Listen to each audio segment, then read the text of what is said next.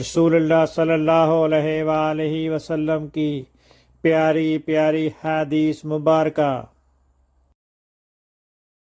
Make sure you like and subscribe to my channel for more hadiths.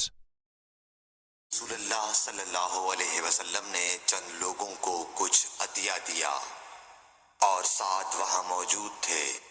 وہ کہتے ہیں کہ رسول اللہ صلی اللہ علیہ وسلم نے ان میں سے ایک شخص کو کچھ نہ دیا، حالانکہ وہ ان میں مجھے سب سے زیادہ پسند تھا۔ میں نے کہا حضور، آپ نے فلاں کو کچھ نہ دیا، میں اسے مومن گمان کرتا ہوں۔ آپ نے فرمایا مومن یا مسلمان؟ میں تھوڑی دیر چپ رہ کر پھر پہلی بات دہرانے لگا۔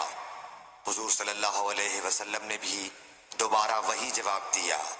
پھر آپ نے فرمایا کہ اے سعد، باوجود یہ کہ ایک شخص مجھے زیادہ عزیز ہے، پھر بھی میں اسے نظر انداز کر کے کسی اور دوسرے کو اس خوف کی وجہ سے یہ مال دیتا ہوں کہ وہ اپنی کمزوری کی وجہ سے اسلام سے پھر جائے اور اللہ اسے آگ میں اوندھا ڈال دے۔